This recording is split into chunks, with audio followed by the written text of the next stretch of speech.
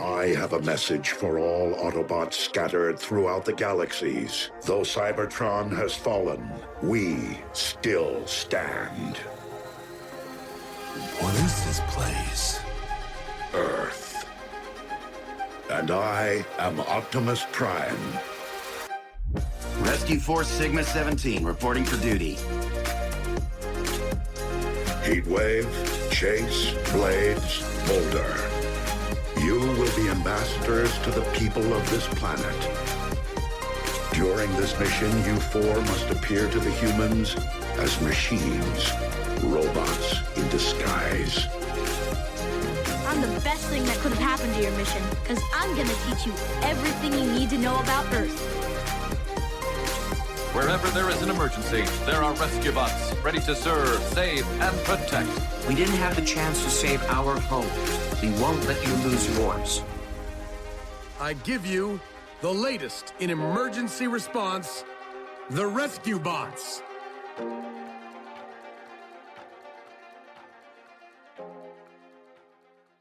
Welcome to That's Just Prime. I'm your host, Anna. And I'm your host, Faby. This is a podcast where two best friends get together and talk about every single episode of Transformers Rescue Bots. If you're one of the 5 people who listened to the previous version of this podcast, we were briefly a Transformers Earthspark recap podcast. Very briefly. Briefly. If you're not aware, Earthspark kind of went off the rails plot-wise, for us at least, and it was a bit disheartening. Yeah, it was kind of upsetting. It's like, I don't know how we could finish season 1 and then have to deal with season 2 and 3. 2A, 2B. But if you're someone coming from Amores Patos, welcome back. Welcome. If you're a new listener, welcome. This is now a Transformers Rescue Bots podcast. Yay! Because I, the longtime Transformers expert, showed Faby the first 2 episodes, like a year ago? Yeah, like approximately. March. I think like February, Jeez. Because Rescue Bots is one of my favorite Transformers shows. Mm-hmm. I showed the first 2 episodes to her on a whim, like maybe she'll like them. Yeah. And Faby really liked it. And then I bought every single piece of Rescue Bots merch. Yes, that exists, more than me. And I've been a fan of the show since it premiered, basically. And yeah, like we just kind of burned through the episodes of Rescue Bots, and the show premiered when I was in high school, which is for me my second peak in Transformers, my love for Transformers.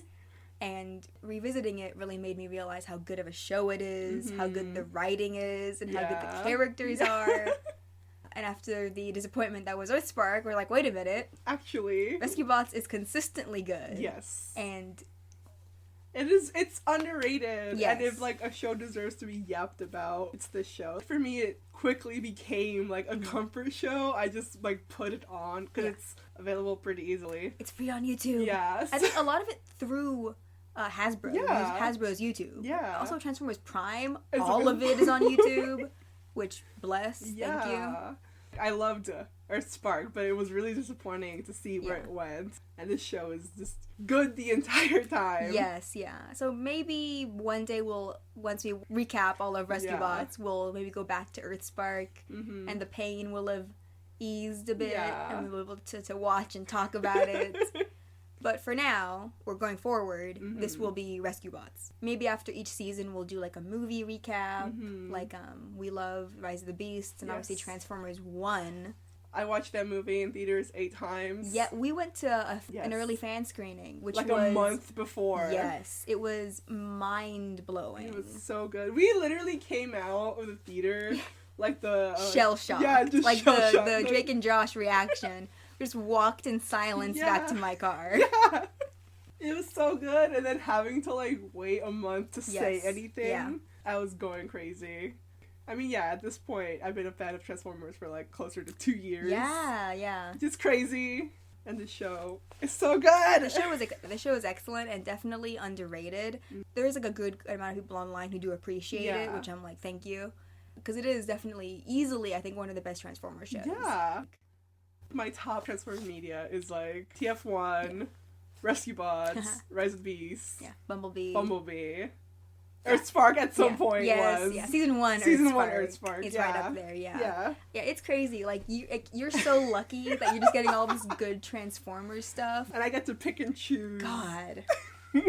Yeah, I've been a Transformers fan since the 2007 movie. Because I was a little too young to have watched G1. Mm-hmm. I knew about Transformers. I definitely would have maybe watched an episode of G1 aired somewhere on whatever channel I watched. Maybe an episode of Armada would have made it to like 4Kids or something like that. So I vaguely knew who Optimus Prime and Autobots, Decepticons. If you didn't see Transformers in 2007 when it came out, like, you just, like, I don't know if you can conceive of how that blew all of our minds. Because even, like, I wasn't, like, a fan of it, but I know I watched the movie, and I saw, like, the toys. No, it triggered something in me and my middle sister's brains. Yeah. Where, even now, we'll look back fondly on the first movie. Yeah. And she, who hates movies, will want to watch it with me unprompted. Yeah. Which we just did. Yeah. like a few weeks ago. I still stand by Transformers 2007 as a movie. Yeah. I mean, It's not a great movie. I had to force you to watch it. Yeah. And I will force you to watch the second one. No! Yes, the worst one. Well, I don't know which one's worse, if it's the second or the fourth or... The fifth one's just boring. I watched pieces of the fifth one. It's boring as hell. Anyway. Watching the 2007 movie in theaters did something to my brain. And then obviously after 2007 was Transformers Animated. Watched all of that. Transformers Prime, like, grabbed me by the throat when I was, like, a freshman in high school. And then Rescue Bots premiered officially in February of 2012. So right as I was, like, deep, me and my whole family, me, mom, dad, sisters, all of us, deep in Prime when Rescue Bots premiered. Hey. And I was like, wait a minute, a new Transformers thing? Where was I? In the Sherlock fandom. We don't talk about that anymore. You were deep in the mines. Deep in some other bullshit. Meanwhile, I was being rewarded with Rescue Bots. Oh, God.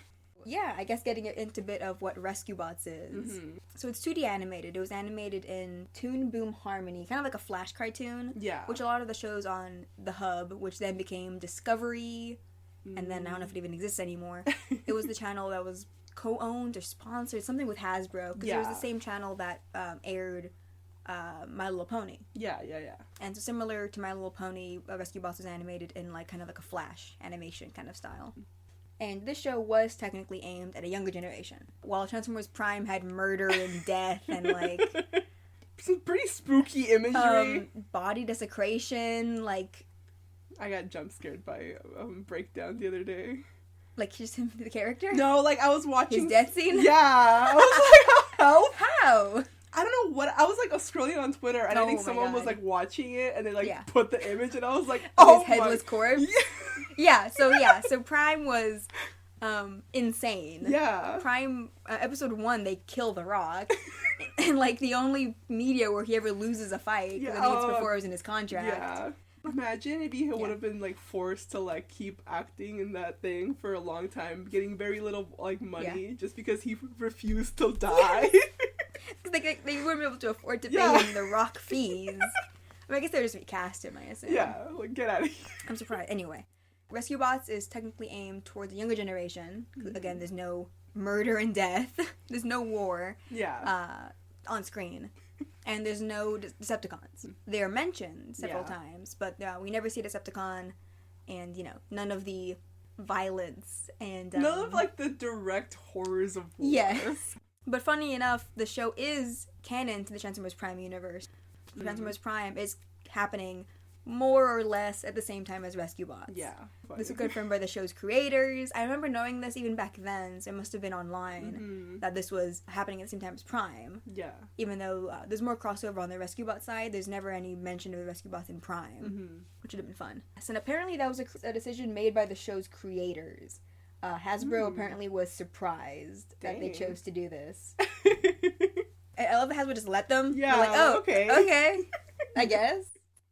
So it takes place on an island, which helps them be isolated from all of the insane shit that happens in Transformers Prime.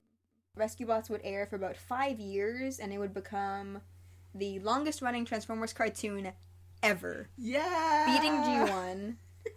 by 6 episodes. So Rescue Bots had, I believe, 104 episodes. Nice. We are number 1. Yeah. Insane. Deserved. Yeah. While poor Prime was floundering with their 5th, like, scavenger hunt season, Rescue Bots was breezing along with their 4th season. Thriving. So the show itself was developed by Nicole Dubach, Brian Hoffield, and Jeff Klein. And Nicole Dubach would also go on to work on Earthspark, as I believe also like a producer, something, writer, something. Yeah. Though I know in this, she was one of the show's creators and one of the show's writers, one of the main writers. Her and Hoffield plus Greg Johnson would be the main writing team. Nice. And apparently the show would change animation. So the first 3 seasons, they changed the animation studios. So for the first season, it was animated by a Canadian studio called Atomic Cartoons, who also animated Johnny Test and Spider-Man Unlimited. So the animation in the first season's not bad, but it gets noticeably better in the following seasons. Like 4 is obviously the best one, I think. But 2... But it's never, like, ugly. It's never ugly. No. The animation's fairly simple. I think that's the product of it being kind of like Flash kind of style. But it's never bad. And the robots always look good. Yeah. I think they're cute. Oh, yeah. From there, I believe we can get into episode 1. Episode 1 of Rescue Bots being Family of Heroes. This episode premiered on February 18th, 2012. Ironically, the same day that Transformers Prime Season 2 Episode 1 dropped, Orion Pax Part 1 of the Optimus Prime loses his memory. Incredible. One of my favorite tropes. reverts back to Orion Pax, which proves to me, at least, that Rescue Bots is not happening at the same... It's not following the exact same timeline as Prime, because Optimus Prime is in the first episode, so clearly he's not suffering from amnesia. Yeah.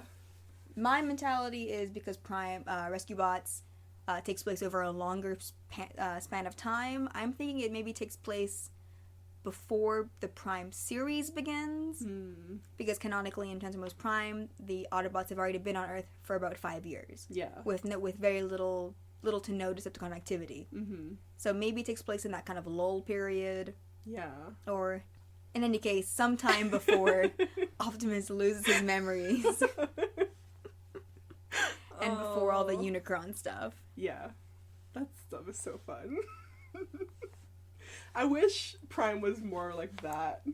Which one? Just those episodes. Like the Unicron? Yeah. Those are the best episodes. Yeah, which is, I'm like, okay, and eventually I will watch. They're the season finale of Season 1 is the Unicron. Yeah. And Season 2, 3-part premiere is the Optimus lost his memory. Yeah, like the Where Are We Megatronus.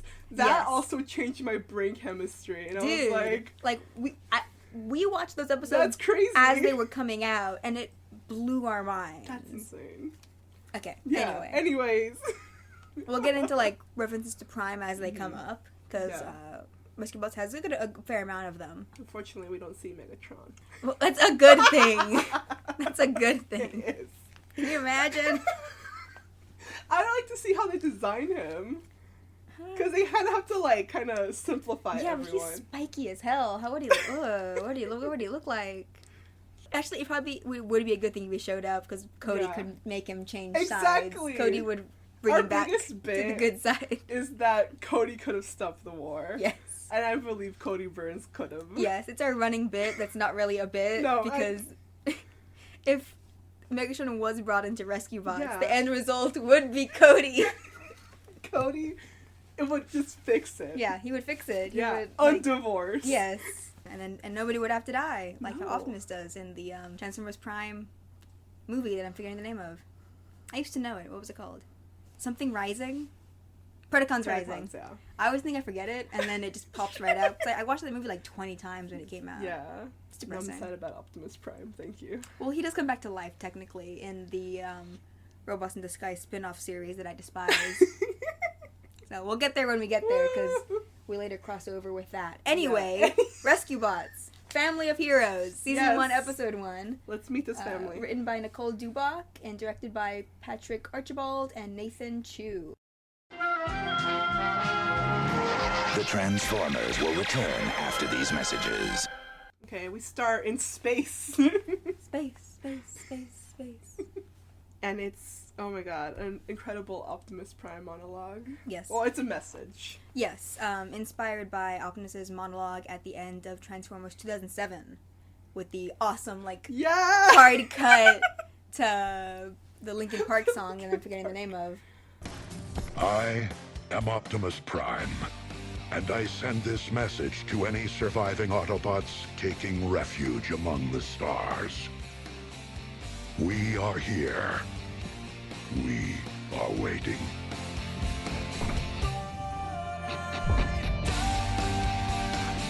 I get that video sent to me all the time It's from so my friends. good! Can you It's imagine in the incredible. theaters watching it for the first time?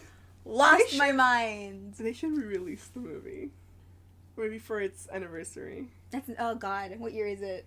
I was gonna say 2 more 10, but that's years. literally 20. It's 20 years. Oh no! And that movie has better animation than the fucking Mufasa movie. It's out in theaters right now. Better CGI. I mean, I don't know if this will be there. Watch Sonic in theaters. Watch Sonic 3. Point is, Yeah. he is sending the message to the galaxy. Specifically, he like gives the coordinates to where to like meet up Yeah, with but who's the him. message for? Oh, It's for Autobots. yes, to the Autobots scattered in the galaxy. I'm assuming you'll put his beautiful speech. Of course. I have a message for all Autobots scattered throughout the galaxies. Though Cybertron has fallen, we still stand. Follow these coordinates to join us. Priority Prime. But specifically, he says it's like a priority prime Yes. message. Yes. And we see that this lone ship. Mm-hmm. How do you describe what the ship looks like? It's very like egg shaped. It is kind of eggy. It reminds me of like what's the little the bug that curls up? Roly poly? Yes. Yeah. And the roly poly-esque with its Or like ridges. a nautilus kind of. Yeah, that's a more elegant Yeah. comparison. Yeah, so there's this ship that's drifting in I'm scared of space. nautiluses. Why? I don't like. They're I- pretty. They are. It's just a big shell. I guess. It's Yeah. some tentacles. They're not that big. Well, actually, they're pretty big. Yeah. I think just like They're sometimes like basketball sized, I think. like sea animals kind of scare me because sometimes they're like, oh look at this But video and it's like that one can't do anything I to you. It's know. not like a giant squid, which is pretty Yeah. scary. I used to watch a PBS documentary. Jesus. It scared the shit out of me. Anyways. Anyways, we see it's like an active spaceship. Yeah. And we see 4 like stasis pods Mm-hmm. with Autobots, Yes. some Cybertronians inside. The message is playing on the screen, Mhm. and then we see that it kind of like restarts everything in the Yes, ship. the priority prime, like Mhm. part of the message, like automatically triggers the ship. Yeah. Because primes are like what Pope/presidents Yes. to Cybertronians. So it automatically triggers the ship to respond. Yeah, and it like autopilots. Yes. To the coordinates. Doesn't Optimus say? What does he say?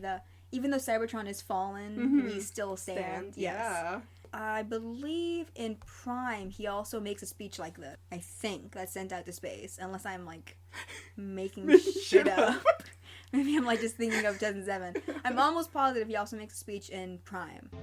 My name is Optimus Prime, and I send this message. Though we did not choose to be of Earth, it would seem that we are here to stay. If you approach this planet with hostile intent, know this. We will defend ourselves. We will defend humanity. We will defend our home.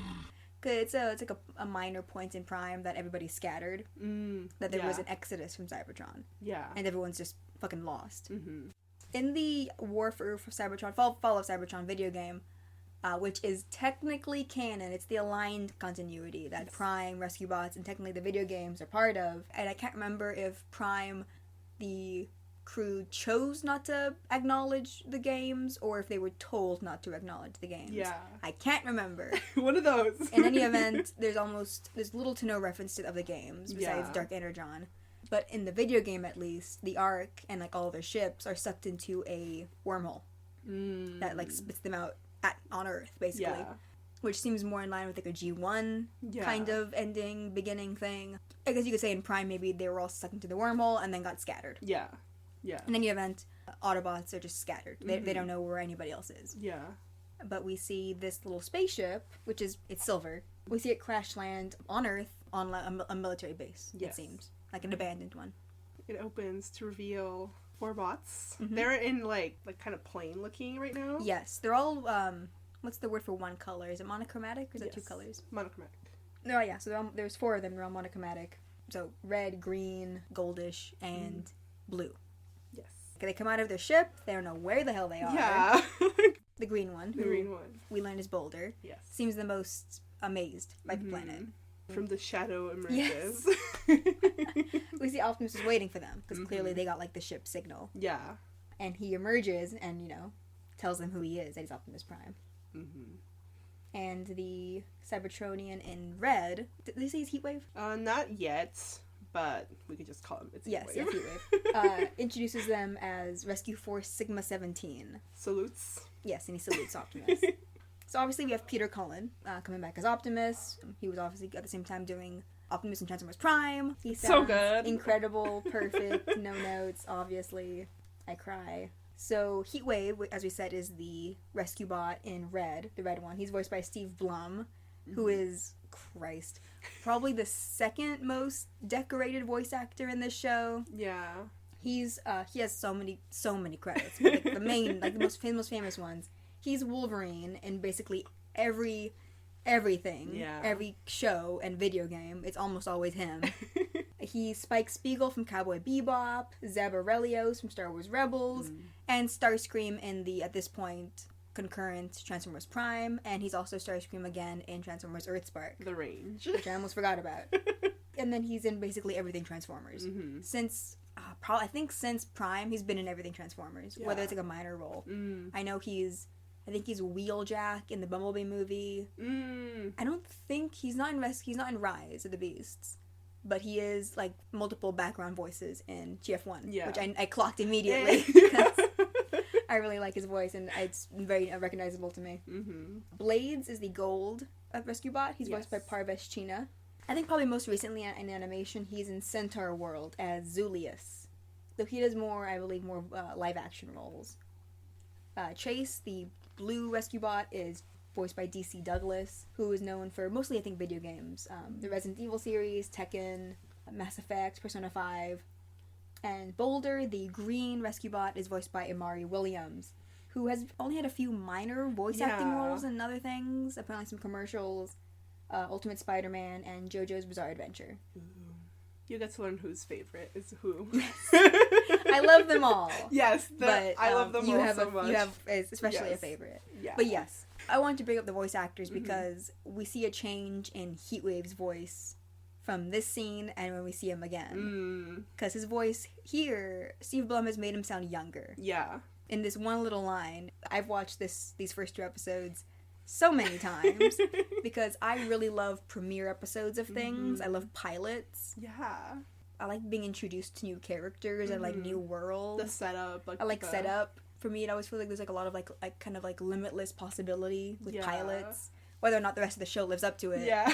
Pilots always, like, grab my attention when they're done well.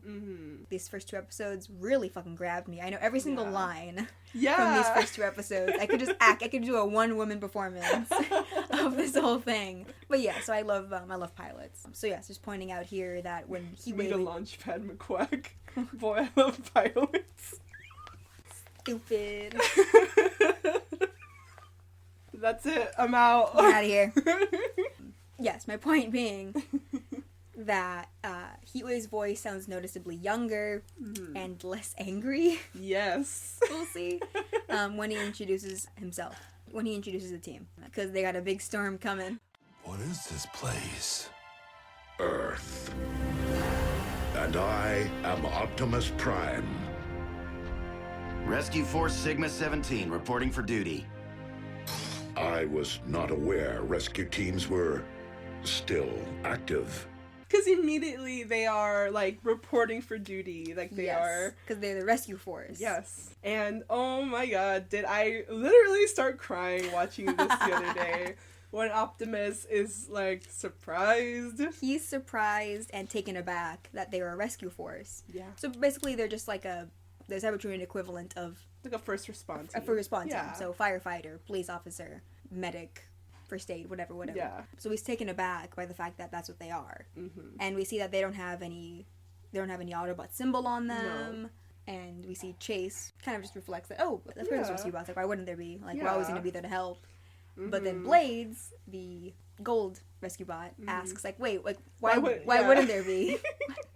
Why wouldn't there be rescue bots? Yeah, and then he's like, wait, how long were we, like, in stasis? Yeah. Like, we need to check in with Cybertronian HQ. And Optimus has to break the news that they can't do that because Cybertron is lost. Yes. Cybertron is no longer their home. This planet is. Because the rescue bots were in stasis on their ship for the entirety of the war.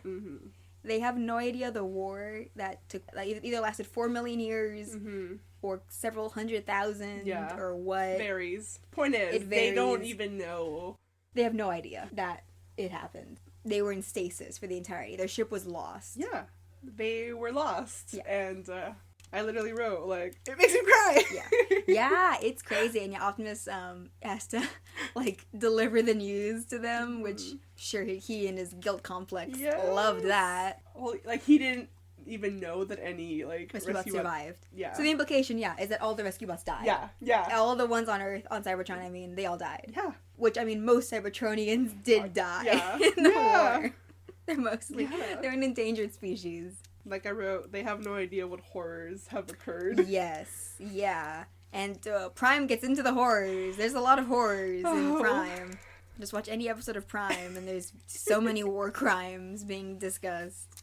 Or even performed. Yeah. Megatron raises an army of the dead in, like, the first the second episode or something. God forbid a man do something. God forbid a man have hobbies. I'm even worse about Megatron now that TF1 came out. Yeah, but not this Megatron. This Megatron's the fucking worst. That Cody could have changed him. I know. I believe in Cody. Anyway, we cut from that fun scene to Griffin Rock. Woo! So Griffin Rock, Maine. It's an island off the coast of Maine. And it's meant to be, it's this, like, high-tech hub. Yeah. I like the way we get to introduce to that element as we're panning over the town, see, like, these, like, tech elements to the island itself. Yeah.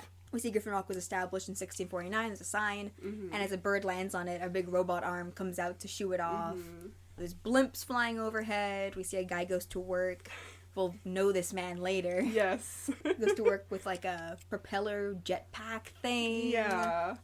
I want to do one of those, like, tier list rankings of all, like, the citizens in Griffin Rock, because I have opinions. What's, like, the lowest rank? It's like is it letter or numbers? Or is it, like... You could do it either way. Should be in prison. He's the mayor. The mayor. In prison. This guy is, like, C tier. Yes, C tier, yeah. We have different, like... He's polite. Yeah. Even if he fucks up constantly. Exactly. And I wanted to say that Griffin Rock itself seems to take inspiration from the show Eureka, which I watched an episode of last night because it's free on Prime. It's very 2000s. It came out like 2005 or 6. But the city itself, it's called Eureka. I think it's like in Oregon or something, and not like the actual Eureka in California. Unrelated Eureka. And it's exact same thing. It's this secret, high-tech, highly advanced city where basically all the new technology in the world is like tested there, and everyone that lives there is like a super genius. And the main character is a cop who becomes the sheriff, and he has to deal with every week it's a new like high-tech incident, like some new technology's gone awry, which is also kind of the premise more or less of Rescue Bots. But the city itself seems to take influence from that show, at least. Don't watch it. I didn't really enjoy it. It's a little too 2000s, if you know what I mean. Yeah. But do watch this show. Yes, watch Rescue Bots. Yes, and I like the cut from all the high-tech stuff to our main character on a bike, regular bike, and he stuck a playing card in the wheel spokes of his bike, which is a very, like, old-fashioned thing to do. Yeah, I love that. I think that's kind of reflective of Cody, that he's, like, a simple kid, that he's not someone who likes high-tech stuff. He lives in a very high-tech community. Yeah. But he's not obsessed with it. Like, he maybe likes simpler things. Yeah. It is, like, a thing throughout, like, the series that he like appreciates like the vintage stuff, which I think, and that little thing of his bike I think is like just really indicative of it. It's a really nice detail for them to just give him right off the bat. What does Cody look like? He is... How old is he? I would say he's 10 or 11. Yeah. In season 1. Yeah. He is wearing basically Launchpad McQuack's outfit. It's like... He is! Oh my god! That's funny. He's like a blonde. He's blonde, right? Yeah. Yeah. Yeah. Yeah, he's blonde. What are you asking I don't me? know, just to make sure. Sure you're not colorblind? Yeah. Realizing it 27 years too late. Mm-hmm. What else is there to say about how he looks? I know he's got like the... Is it like an aviator kind of jacket? jacket? Aviator jacket, like cargo If someone pants. doesn't know what Launchpad McQuack Sorry, looks like... I assume everyone knows. And of course with the helmet. Yes. And we see, Cody's voiced by Ellen Garfias. He's Ceviche from Chowder, which I adored Chowder. Obsessed with that show when I was younger. Pepe and Handy Manny. He's in Ni Hao Kai Lan. He's a few other things. He's like a minor role in South Park. So a few voice acting credits. Yeah. And I do really like him as Cody. Mm-hmm. He's very polite. Yes, I love this child. We see him wish hello to the jetpack propeller guy, Mr. Harrison. Who almost fucking dies. He almost dies. He almost kills Cody, too, with his fucking... the propeller on the jetpack. Crazy. Remember that. He will do it again. He will do it again. And he starts to continue biking when, like, a police siren Goes behind off. him. And a very official cop voice goes, Cody Burns, please pull over. It's like, is he a troublemaker? Yes. Ooh. No, it's his dad. It's his dad. So we meet Chief Charlie Burns in his, like, old-fashioned or, normal police car. Yeah. And Charlie, so he's voiced by Maurice LaMarche, which, Christ. See, he's an Emmy Award-winning like, voice actor. God, he's been in everything for, like, the last 40 years. Some of his big roles, obviously, are the Brain from Pinky and the Brain. Boy, what are we going to do tomorrow night, Brain? Same thing we do every night, Pinky. Try to take over the world. He's Toucan Sam in the Crazy. Fruit Loops commercials, which I didn't know about. What the hell? He's Dr. Egon Spengler in the Real Ghostbusters cartoon. He's father in Codename Kids Next Door. Ooh. Remember the one in all black? Yeah. The, like, whatever the fuck, he was human, but he has some kind of, like, weird goop on him. Oh. Insanity! This kid doesn't get out much, does he? He's from the 19th century. Get out of here. No, really? He's like never seen cars and stuff. Go on, ask him something. Say, 19th century kid. You want to watch a cartoon on the television? With the former voice of Inspector Gadget, one of the current voices for Yosemite Sam, and, like... according to TF Wiki, a bajillion other characters. So, crazy. And I love his voice as Chief Burns. Yes. It's so good. It's very good. And as we'll see, the entire voice cast has no right to be as good as it is. It's so fucking excellent. So we see he pulls over next to Cody just to say hi. Yeah. And to say goodbye to his squad car. Yeah. Because it is getting replaced. The squad car. And we see that, like, Cody doesn't, like, want that. He's like, why do you have to do it? Like, the Yeah. old girl. Yeah, like, your old squad car is fine. Like, why do you need a new one? Charlie has to remind him, like, no, like, we're, It's a high-tech testing ground. Yeah. Which is the premise for the city. That's the whole reason. Just progress. Yeah, progress. They're gonna replace my old squad car. And then we get introduced to the siblings. Yeah, so the entire Burns family, it is Chief Burns and his 4 kids. And his other 3 kids are all adults. So we meet Cade first. Cade, who's voiced by Jason Marsden. Again, an extremely decorated voice actor. Lord. He's the current voice of Max Goof. Probably his most famous role is as Max Goof. He's Duke and the G.I. Joe Renegades, which is also a very good show. The only G.I. Joe thing I enjoy that's actively good. I think it's all on YouTube, too. Oh. Maybe. He's Richard Foley in Static Shock. Excellent show. Haku in the English dub of Spirited Away, which I haven't watched yet. Christ. And Kovu in Lion King 2. Again, among many other roles. Those are my most famous ones. And Cade, what was Cade looks like? He's ginger. Yeah, he's like a jock. Yeah, he has like the 90s yes, DiCaprio hair. Yes, the Leo part. Yeah, Leo hair part. Yeah, and he's the oldest. Yeah, and yeah, he's more the tough guy. He's like the jock. He's the firefighter. He's a firefighter. Yeah. And he's kind of a dick. He's an asshole. We haven't said he's kind of a dick at the start. All of them. Yes. But Cade, I will fight. Yes. Especially in these first 2 episodes. Yes. It's on site with him. Yes, Cade is, I like that, he's kind of the worst in these first 2. And the second oldest is Graham Burns, voiced by Shannon McCain. And he's had very few roles in anything. I think this is his only voice acting role, or is his only significant one. And he had a few bit parts in apparently CSI and Always Sunny. Sorry, you guys need to see me go insane. And Graham kind of looks more like a nerd. Yeah, he has a kind of shaggy hair, like he doesn't really care too much about his appearance. He doesn't brush his hair. Glasses, pocket protector. Yeah. And he's like the smartest one of the siblings. He's an engineer. And the second youngest, what's the fucking, how do you say it? Yes, second youngest. Yeah. Right? Second youngest is Danny, voiced by Lacey Chabert, who's most well known for Mean Girls. Oh my god, Karen, you can't just ask people why they're white. She's also done actually a lot of voice acting that I didn't know about. Ooh. She's Eliza Thornberry on The Wild Thornberries, Gwen Stacy on Spectacular Spider-Man, which is it's the really good Spider-Man show, the best one, with Josh Keaton as Spider-Man. Remember he had the appearance in the Spider-Man Spider-Verse 2? Yeah. So she's Gwen Stacy in that. She does a really good job. She's Zatanna on Young Justice and Meg Griffin in the first season of Family Guy. Oh! Huh. I didn't know that. And recently she was in the Netflix movie Hot Frosty. So she's still acting. We couldn't get a Rescue Bots reunion. Let's go. Please. Bring back Shannon from whatever normal job he's doing now, whatever desk job he has now. Bring him back. Bring him back as Graham. I was trying to see his IMDb because I'm kind of obsessed with Graham, and he was in nothing, and I'm like, what do I do? He did Rescue Bots and then nothing else. He slayed. Yeah, and he left. I think he wrote an episode in season 3, I think. I think it's the Humongado episode. I think he wrote that one. That's fun. Yeah, so these are our siblings, and this is our main human cast. There's the Burns family. So this is our family of heroes. Yes. As the title implies. And we see right off the bat kind of their relationship as siblings. Cade is the oldest. He's kind of the jerk, kind of bully older brother.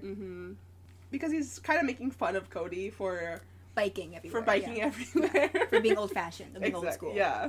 And then Danny starts making fun of Cade for, being vain. Yes. Because, it would mess up... No. Oh, no. She's making fun of him for being stupid. He'd be on training wheels. Yeah. Yeah. Then Graham makes fun of him for being vain. Yeah. They're a little dynamic. It's fun. So they kind of have their own dynamic, and then Cody is the youngest, and we see right away he feels very excluded, not only as the youngest, but because his siblings are all rescue workers, and he's not.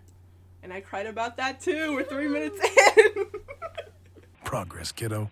Town wouldn't be a high-tech testing ground if we stayed pat. Give it up, Dad. If Cody had his way, we'd all be pedaling everywhere. Of course, you'd still be on training wheels, Cade. Yeah, and the helmet might mess up your hair. Quit it, Graham. Chief Burns, Charlie, is on his way to the mainland. He's going to drop off the rest of the kids, and then, I believe, take a helicopter to the mainland. Yes. Because there's going to be, some kind of, demonstration thing today. Yeah. Yes, because they're getting their new rescue vehicles. Exactly. So he tells, Cody, don't forget to attend that as well. That's why he's getting the new squad car. Yes. It's the replacement. It's the rescue vehicles. And then Cody kind of wants to be oh, can I test? Yeah, can I, test one out, test drive one, or whatever. And Cade is such a bitch. No, it's Danny who says it, but Cade is being an asshole the whole time. Yes, yeah. I think Danny just says that you need to be an official emergency responder. Yeah. Oh no, she says that it's not not a go-kart. Yes. And then Graham is sorry kid, you have to be official. Yes, Graham is the only nice one. He's the only one that's nice to Cody. He's the only one that's nice to Cody, yeah. We see, Danny and Cade are a little more abrasive. Especially in these first 2 episodes, we'll see. Yeah, and then Cody's so it's everyone except me. Yeah. And this poor sad child. He's 11. Sorry. Sorry, Cody. Yeah. Sorry. So there is at least gaps. Yeah, there's at least a 10-year gap between him and Danny, who's the youngest. At the least, Danny's maybe 21. I would pin Cade maybe at 25. Yeah. 24, 25. I'm thinking. Yeah. What do you think? That I would think that. Yeah. And the Graham somewhere in the middle, 23 or 22. By age difference alone. Yeah. Cody's on his own. Think I could test drive the Cody. We're getting rescue vehicles, not go-karts. Sorry, pal. For authorized emergency responders only. So basically, everyone in the family but me. I have to drop these troublemakers off and catch a chopper to the mainland. You get your bottom to school. And Cody, give it time. You'll find your place. So we see that Cody has to get to school, and Chief Burns has to get to the mainland. Mm-hmm. And he tries to be encouraging to Cody, Yes. like, give it time. We'll see more of just Chief Burns in general throughout the show. I really like his character. It's interesting in the show itself, Cody is our only main human kid. We'll see he has a friend. Yes. But she's not in every episode. No. And Cody is the audience surrogate, basically.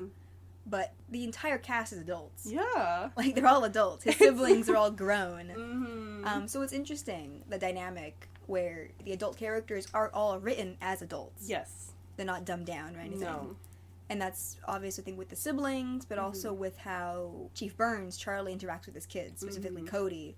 Yeah. With how mature, I don't know how to describe Chief Burns. I think I've talked about how, like, I like that he's very attentive to, like, each of his kids' personalities. Yes. He knows them well enough to know that he has to treat them differently. Yeah. Because they're different people.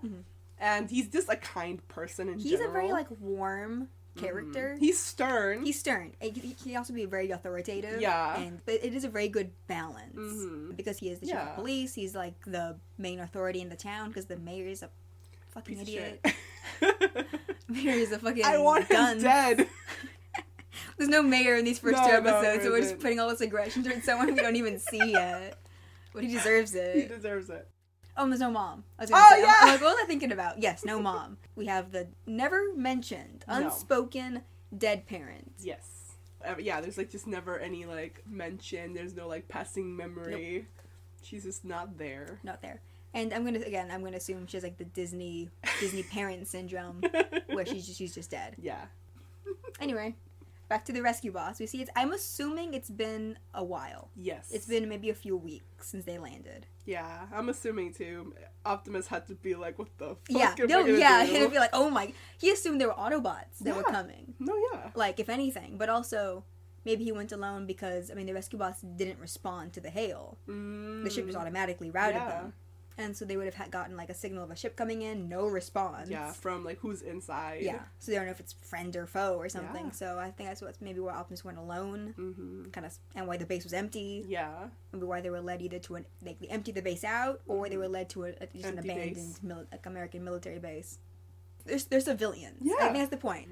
They're not, like, they in a missed side. the war. But yeah, they're not, like, any way related to the war. They're Autobots by default. Yeah. Because there aren't really neutrals anymore. Like, everyone's basically dead. Yeah, so the fact that Optimus was just landed with these 4 survivors, but also 4 civilians. Yeah.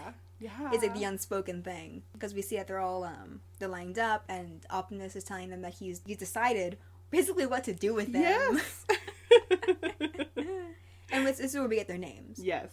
I'm just like, damn, they had to, like, weeks to think about, like, what happened to Cybertron. Yeah. And... Like, they had a few weeks to, like, get all this history, like, crammed in their heads. Christ. Oh. And we see that Chase and Heatwave, at least, expect to be soldiers. Yeah, they expect, like, to see combat. They expect to join the battle. Yes! Quote, unquote. They're ready. We are happy to join the battle, sir. So, when do we roll out? You do not. But Optimus tells them, like, no, you're not. Absolutely not. Can you imagine? Oh my God. Awful. Like, no, not even. No. I couldn't imagine it. No, I can't. Like, oh my God. And, like, obviously Optimus is like, Christ, no. Like, he wants their race to survive. Yes. Ugh. And the fact that these are, like, non-combatants. Like, he doesn't, like, want them to fight. Yeah. Like, even if they'd be, like, more bodies, they wouldn't survive. Maybe Chase, since he's like an officer, like, he would have combat ability. And maybe Heatwave out of just stubbornnness. Yeah. But Blades would die immediately. And I don't want to say anything about Bolt. I don't want to think about it. I'll cry. Awful.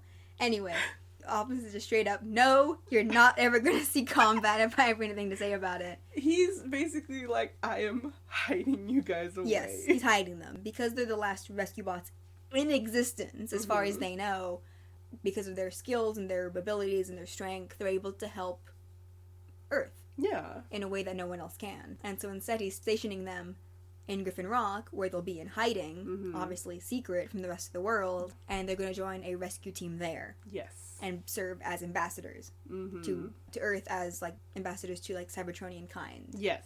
But also, they can't tell anybody, can't let anyone know they're aliens. So that's where, like, that's where it hits, because he Yes. specifically says that they must remain robots in disguise. Yes. And we see at first Boulder is excited about interacting with humans. Yes. He's very excited about that prospect.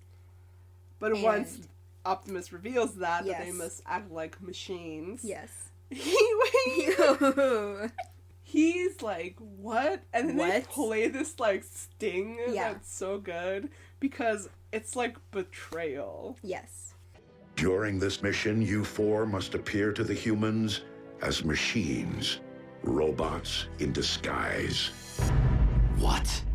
While the people of Earth are comfortable with advanced technology, the idea that alien beings are living among them will undoubtedly cause panic. So we can help the humans as long as we hide our true selves. So Optimus wants them to, again, join a human team, work with them, learn about Earth. Yeah. But also, you need to be in hiding and nobody can know who you really are.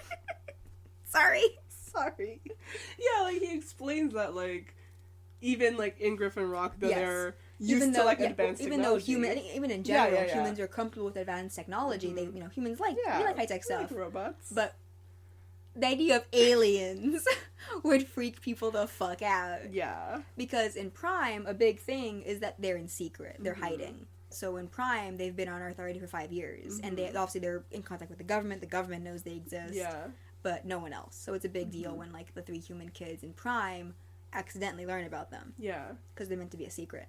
If humans learned that aliens were on the planet, like, 1, aliens, 2, they brought their war to your planet. Sorry. Awful. Oopsie. Yeah, so that's why they can't let anybody know. I'm guessing maybe he assumes that the rest of the team can know eventually, since we see that someone on Griffin Rock already knows. Yeah. Hint. Yes, Heatwave is immediately put off by having to pretend to be mindless machines. Yes. Should we get into why, potentially? Yeah. That's... Alright. I think because it very much... To me, it's canon. Yeah. And it's important to the way that he is That's for true. the whole series. Yes. God. So, I'm really not sure how it lines up with the comics. I think this is already canon in the comics. Prime introduces the idea back on Cybertron that there were very strict caste systems on Cybertron that were extremely strict, extremely harmful, deadly, and they created such widespread, like, misery that then Orion Pax got involved and wanted to help and bring basically equality to the caste systems. And I believe that takes influence from the IDW comics, because the IDW comics are the ones that really get into Cybertron and, like, why the war happened and how the Decepticons came to be and why maybe they were justified at the start and then everything fell apart. Yes. So, loosely in the comics, I'm not gonna get too deep into it because my god, it's like a fucking fucking quicksand, like the lore.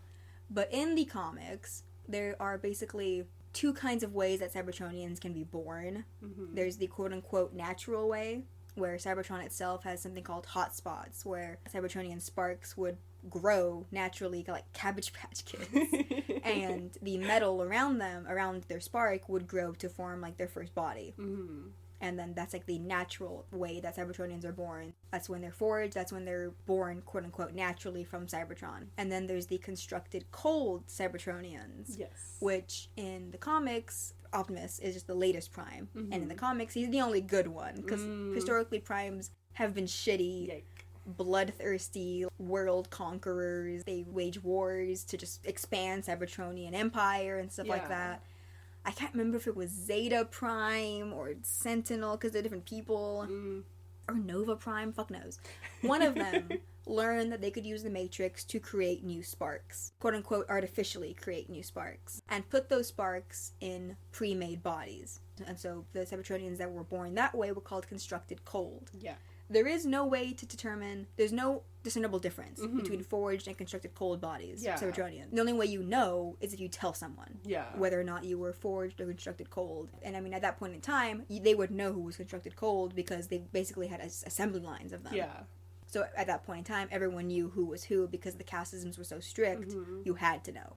And Rescue Bots seems to feed off of that idea that the Rescue Bots themselves were all constructed cold. Yeah. And, sorry, I didn't get into the implications. So constructed cold Cybertronians are considered lesser. Oh, yeah. Yeah. They're considered not full Cybertronians. So they're considered, like, manufactured. Like, manufactured souls. And so in the caste system, they rank much, much lower. They're considered lesser. They're considered not fully Cybertronian. Again, they're considered, like, manufactured. Yeah. They're considered maybe not as sentient. And they were lower in the caste system and were treated worse. And like they disposable in a sense yes, as well. There's an additional layer of a fully disposable caste system that was even lower than the constructed cold, but kind of was also in line with the constructed cold. I believe all disposables were constructed cold for the most part. So, the Rescue Bots themselves, it seems to be implied, or it could be implied or inferred, that all Rescue Bots are constructed cold. Yeah. Because constructed cold were typically made for a purpose. Because back with whatever Prime, Nova, or Zeta, he was fighting wars, and he needed bodies. Yeah. He needed bodies to send to the war. He found a way to make new Cybertronians when Cybertron itself couldn't make enough on its own. Yeah. And from there, I believe, like, Megatron was originally constructed cold in the comic, because they needed miners. Yeah. And so basically, like, the labor force was all constructed cold, for the most part. And the higher-ups in the caste system are all forged. They're, quote-unquote, born naturally. And so it makes sense for the Rescue Bots, all Rescue Bots, to be constructed cold because they're a workforce. They're this labor force, this rescue force. There's like massive amounts of teams. Yes. So there's teams. So this is Rescue Force Sigma 17. So there's multiple teams. There were. So the idea that, yes, they were constructed cold, and so they were treated as lesser on Cybertron for that. Yes. Because being constructed cold means you have less freedoms, you have less rights, and you don't have a choice in what job or caste system you're in. They're created to be Rescue Bots. They're in that ranking. They can't do anything about it. So we see throughout the show, and right here, right away, Heatwave is immediately... He becomes really, like, infuriated. Yeah, like, offended, like, infuriated by the fact that they now have to pretend to be mindless drones.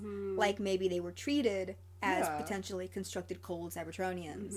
As just drones just doing mindless labor. Yeah. Like the rescue work they were made to do. Yeah. Yeah.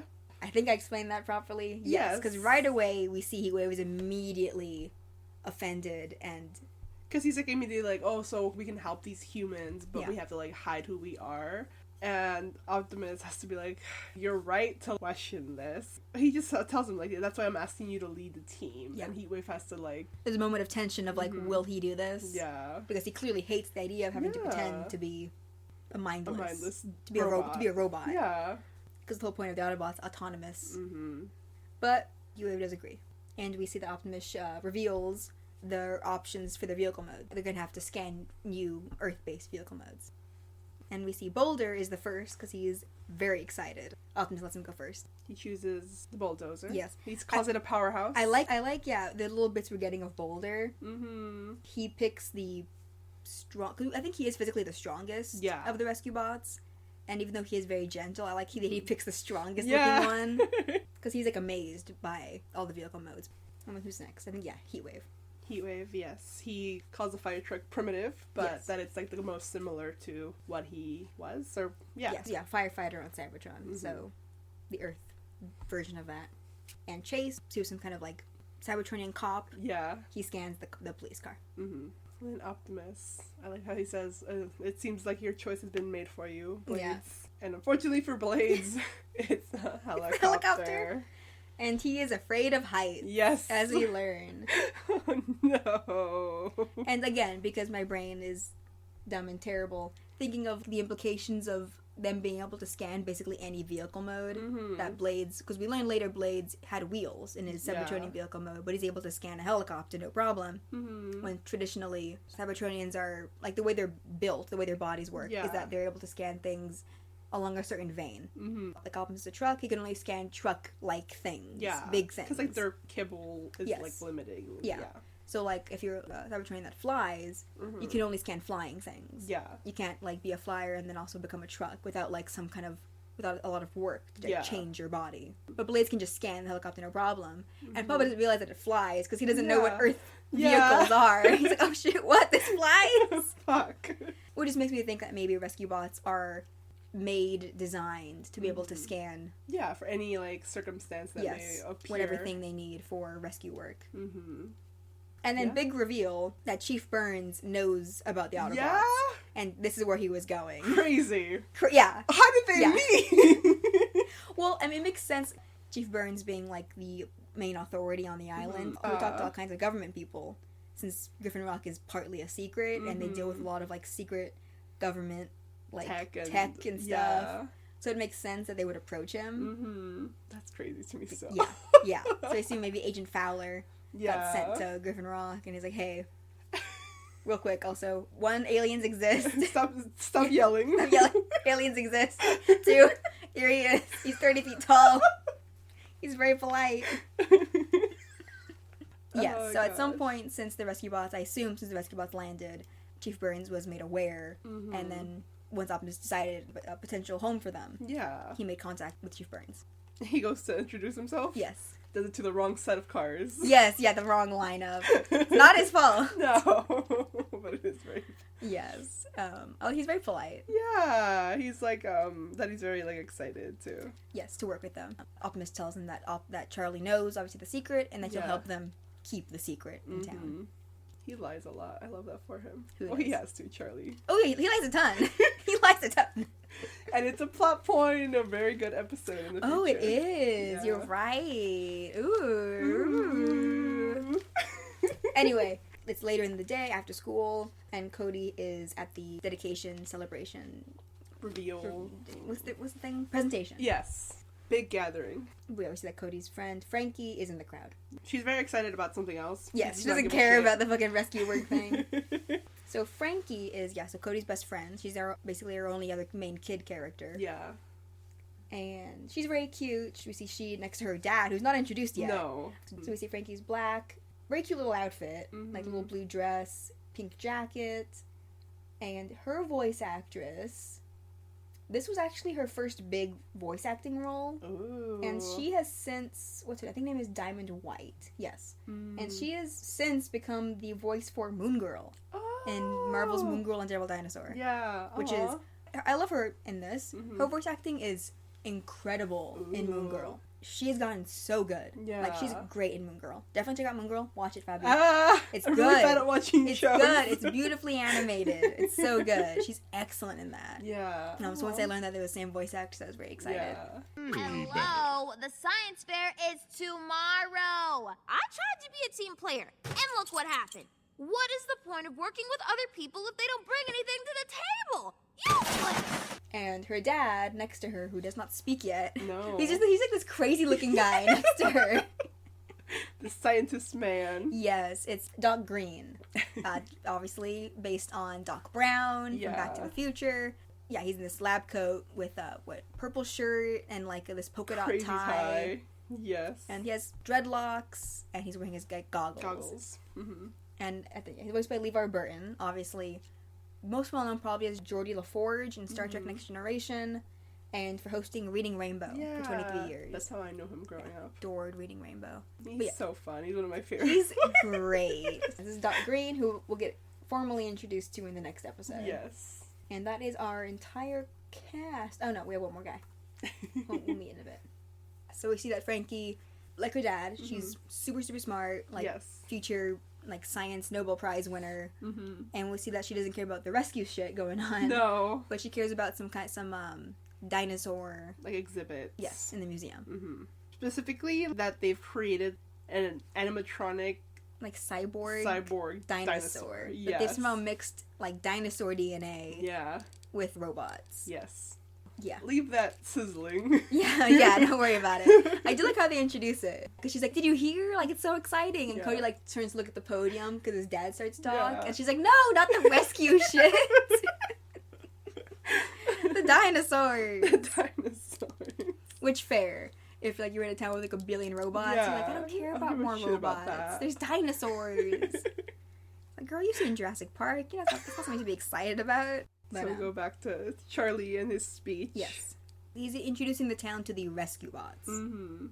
I like that he says, thanks to our friends in Washington. Yeah, that's very funny. Yeah, it's fun. And Cybertron. Hulu. Yeah, so we get the reveal of the rescue bots in their vehicle modes first. Then he tells them to transform. Yes. They do. And very cool. We see them for the first time, transformed with their existing, with their new vehicle modes. Mm-hmm. And their new colors and everything. Whose design do we like the most? Because they all look very good. Yeah. Like, the designs are pretty fucking excellent. Heatwaves, to me, is the most visually interesting. Yeah. But they're all fun. Yes. Because they're all different. Like, yes. they're all, like, the shape. The shapes are very fun. No, they're very good silhouettes. I think Blades is my favorite. Like, he's mostly orange and white, which is the blue on his canopy. Mm-hmm. And he has, like, the two, like, the rotors hanging on his back. But they all look really good. Mm-hmm. I also love, obviously, Boulder. Yes, of course. He's my favorite. I don't know anymore. I love them all. Yeah, like, that's the thing. I know when I first watched, Heatwave was my favorite, for sure. Now it's every episode, it's like, it just changes. Because they're all really good. It's like my tweet that's all like, watch his Chase-centric episode. Chase is my favorite. Yes.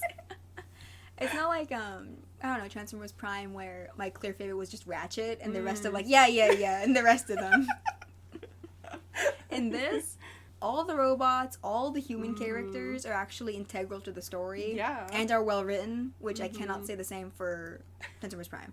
I just can't. Like, Yeah, I just have brainworms, specifically for Graham and Boulder. Oh, yeah. But, like, everyone's really good. Yeah, like, no, yeah. I love all of them so much. These robotic rescue vehicles will streamline our resources.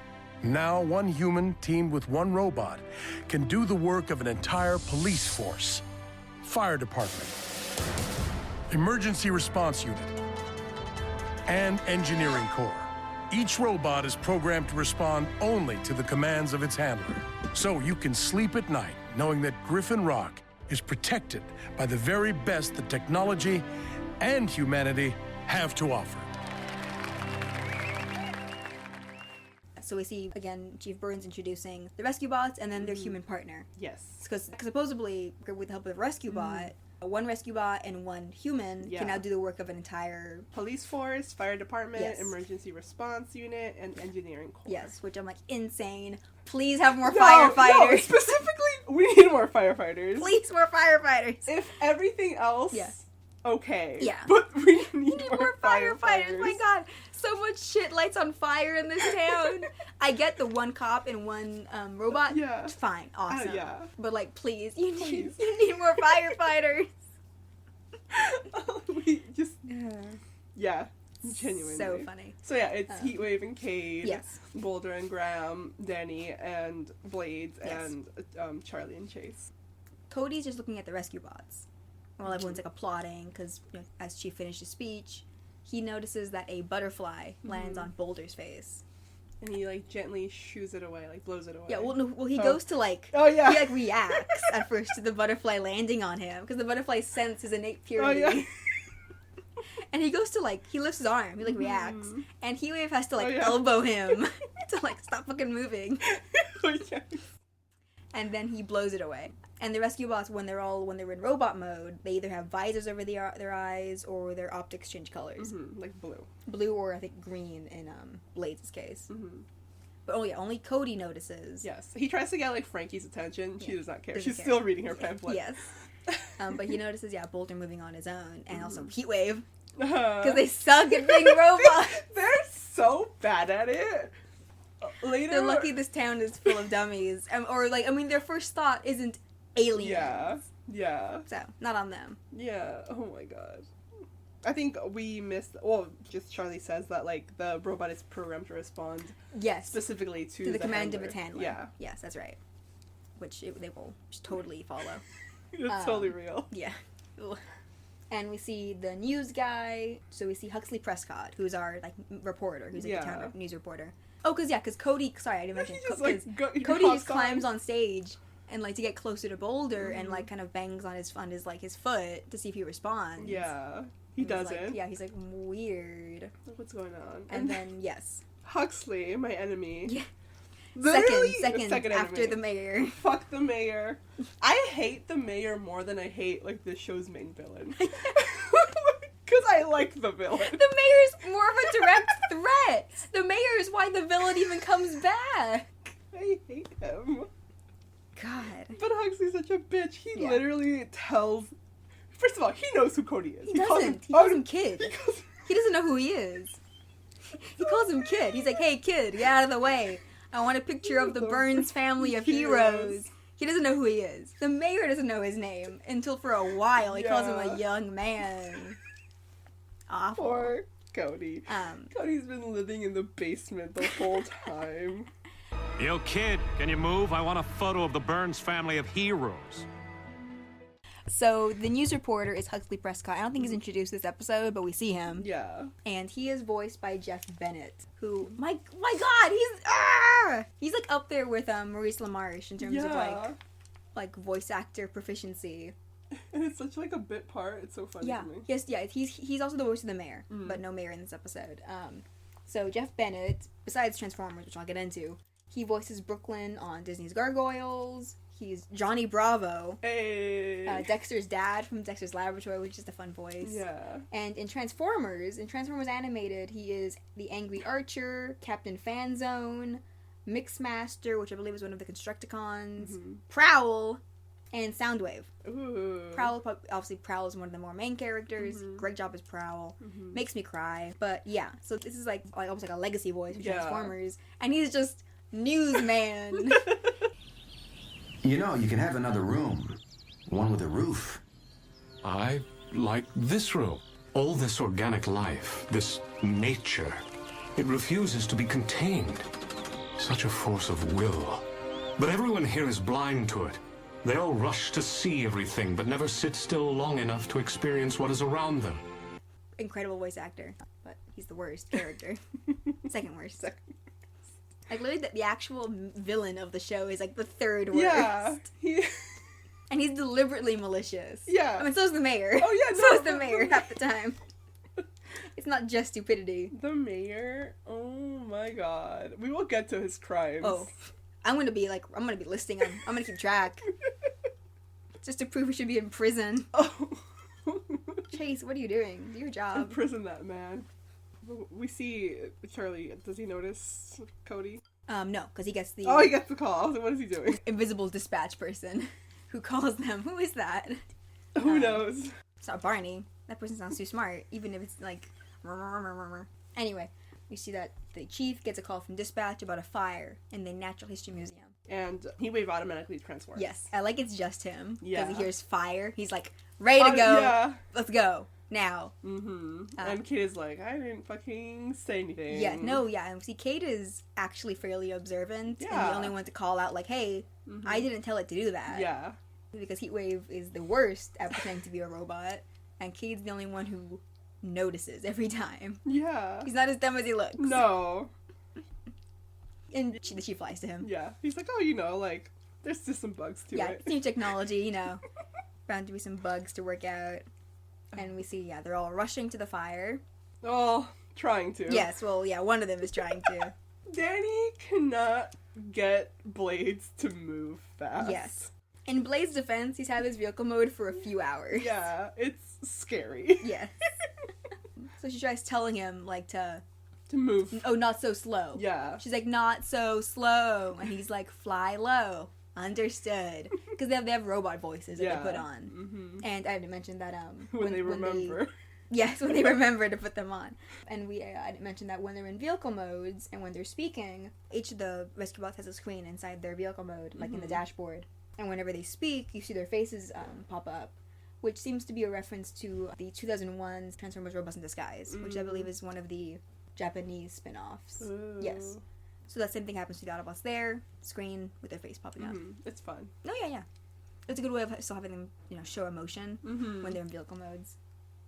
Oh, I guess we didn't mention that. Chase's vehicle mode seems to resemble a Ford Mustang, like Barricade, in Transformers 2007. Who also transforms into a cop car. Yeah, but Chase is like the only one that has a nice figure, by the way, you guys. Well, Heatwave is going to have one soon. I would, God, please continue. Give us Blades. Please. Give us all of them. Give us Boulder. So they're all rushing there, and it looks like I think Chief and Chase get there first. Yes, and then immediately, like, Charlie's telling them to telling Chase to, like, clear the area of civilians, help evacuate.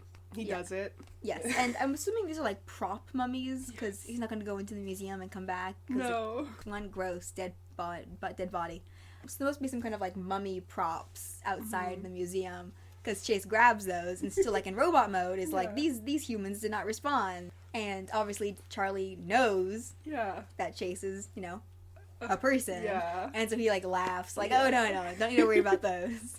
He's so kind. No, oh my god. And Chase and Charlie have the greatest relationship because it's so much. Charlie's the only one who knows. Yeah. So Chase gets some leeway. Mm-hmm.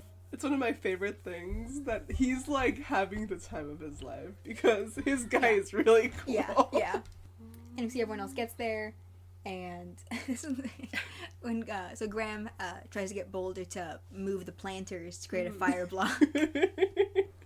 And Boulder's, like, worry is that it's gonna destroy the harmonious nature of the plaza's design. Yeah, and he has to, like, he hesitates before going into robot mode and saying it in, like, the robot voice, quote unquote. Yeah. And Graham is just, what? We need to move the planters to create a fire block. But that will destroy the harmonious nature of the plaza's design. What? Boulder, priorities. Please. So funny. And we see that the very last one to arrive is Danny and Blades. Mm-hmm. And again, of course, Cade ribs her for it, like, oh, thanks for showing up. She's mad. Yeah. Yeah, because, like, Blades is going very slow, and she's like, I could have been here, like, if I walked. Yeah, she's like, next time I'm walking. And we see Blades react. He sighs. Which and, I like, love. his vehicle mode kind of, like, hunches a bit. Because he's, with his sigh. And again, Cody followed them. Yeah. And he notices. I like that, because Cody is always kind of on his own. Especially with his family always doing things together, minus him. Yeah. He notices things in the background that they miss. Yeah. He's a very observant person. Yeah. And so we see they put the fire out, they're all inside the museum, and Graham is investigating what caused it. And so he says that it was an electrical fire. Caused by the dinosaur cyborg things. The technology of that was too advanced for, like, the wiring in the place. And they're messing with some dinosaur, and there's one behind them, and there's, like, water dripping everywhere. Yeah. There's, like, scorch marks. Yes. All over the place. And Charlie is just saying that he's glad nobody got hurt, when the big dinosaur above them, like a brontosaurus, the head snaps off. Yes. And this thing is big. It's like small car sized, maybe. Snaps off and plunges down towards them. Right. Luckily. Well, first we see that Charlie does go to cover Graham to protect him. But, on the other side of the window... we see that heat wave and manages to catch it. Yeah. Catch it just in time. And again, Cade pointing out, I didn't tell it to do that. Yeah. And then he's like, well, I wouldn't complain. Yeah, I wouldn't complain. What the hell? Like, our dad and our brother almost gonna die. Crushed. Like, God. And we see that before Charlie turns to his kids, he nods at Heatwave in thanks. Yeah. Which, so many nice little details, especially with just how Charlie interacts with people. I love that. That he makes sure to acknowledge Heatwave, because he knows Heatwave just saved them. And he, like, tells them, like, well, you know, you gave it the direction to save lives, so it did. And Kate takes it as it being all, like, thanks to him. Yes! And so he goes, you're welcome, Graham. And Heatwave gets so mad. He, like, growls. Yeah. Yeah. I think all of them, well, Danny, Charlie, they roll their eyes. Yeah. And again, Cody noticed, because he's, like, kind of followed him in secret, it looks like. And we see before Cody sneaks out, there's a big, like, T-Rex robot. Like, water is dripping onto it. Yes. And one of its eyes starts glowing ominously. It's nighttime now, and we see the firehouse where everybody lives. So it's part firehouse on, like, the lower level. It's like the garage kind of level, and then on the second level above it's like is the house. We see the rescue bots are in the garage, and they're all just sitting there in vehicle mode until Heatwave transforms, and we see that there's a bunker beneath the firehouse that the chief told them about. And he has to, like, pull multiple levers to like, kind of lower the floor that they were... Yes, it's a massive platform at the main, like, floor of the garage. And Heatwave tells them that Chief told them about the bunker, that it was a relic left over from the Cold War. Yeah. which is such a wild reference to make. Let me just point out. Yeah. Like, it stood out to me when I first watched it back in fucking 2012. And to this day, like, what the hell? Just calling out the Cold War by name. Yeah. Like, this is the real world. The Cold War happened. The Cold War happened in this universe? What the hell? It reminds me of, like, how in Team Prime's base is a former missile silo. Where are you going? I need some space. Chief said there's a bunker below street level. Relic of something they call the Cold War. Apparently we're getting some space too. It's very strange, grounded, real-world reference that just, like, takes me aback every time. So we see the platform lowers, and everybody joins. Yeah. Heatwave. And yeah, we see that as it lowers, like, another, like, thing kind of covers the hole. Yeah. Oh, it does, yeah. It's like a secondary platform comes up. And we see above, the Burns family is eating dinner. The older siblings are, like, talking shit. Cody is monopolizing the conversation. Yeah. Cody's trying to discuss, like, the events of the day, specifically that the bots are doing, like, things on their own. Yeah, and Danny's being like, oh, my helicopter had a glitch or two, but, like, it's not like Cade's that was, like, off doing whatever it wanted. And Cody tries being like, well, a glitch is one thing, but, like, this thing was, like, they were, like, reacting. But nobody hears him. And we see the Chief's apron, because we see that Charlie cooked dinner for everybody. His apron is wild. It's funny. It's like a sexy lady. Yes! Yeah, like... It's like silhouetted so that it's his body and then there's the sexy lady. Yeah, she's like a sexy lady's outfit, with a beach outfit on. Like a sarong. Is that what it is? I think, yeah. So funny. It's great. Uncommented on. And this is a recurring thing that he always wears. Oh my god. It's so good. I'm just looking at it again. It's so funny. Charlie comes over and congratulates the kids, minus Cody, for a great job. Yes.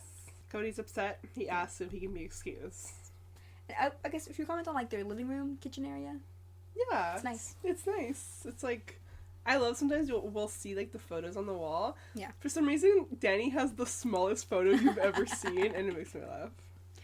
But nice. No, we'll often, like, see them inside the living area of the firehouse, and it's always nice. It's very homey, so I like that there's this very clear distinction, like, this is home, downstairs is work. So we see down in the bunker that it seems like, the bunker's already been kind of set up for the rescue bots.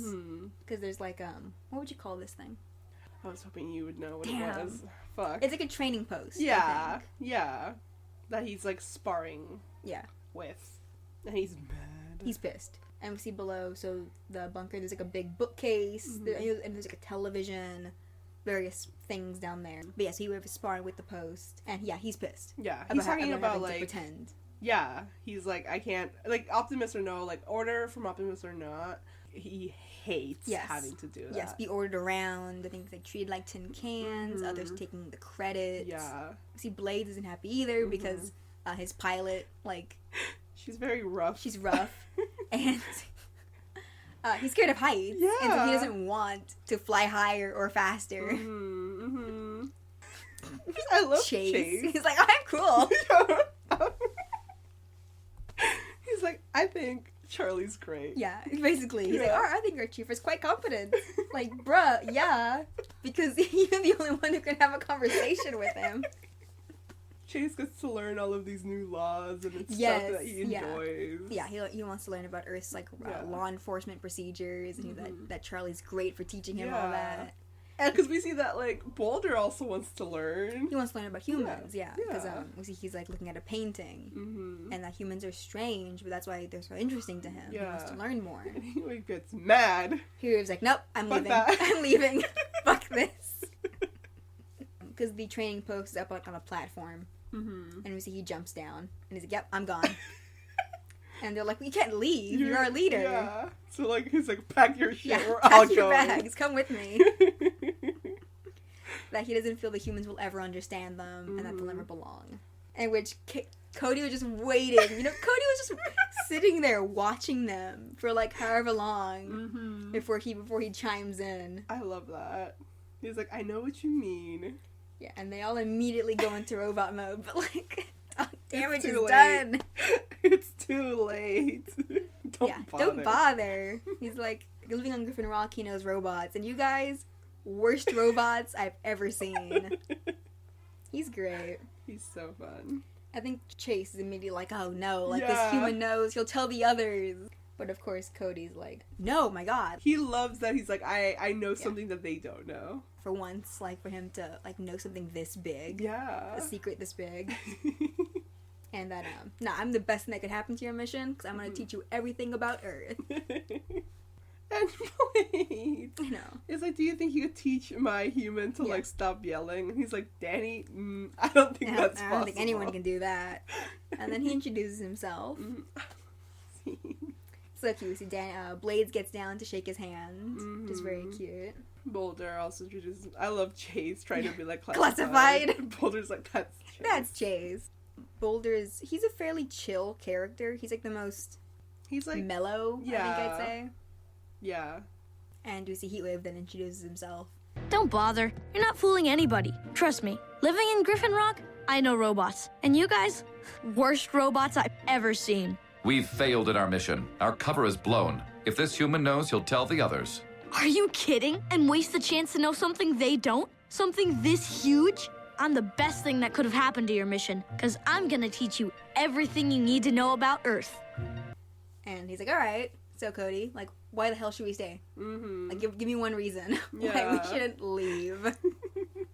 That also, I don't know, this whole scene made me start crying, because then I thought about the whole, like, show in general. I'm like, they were his family. Yeah.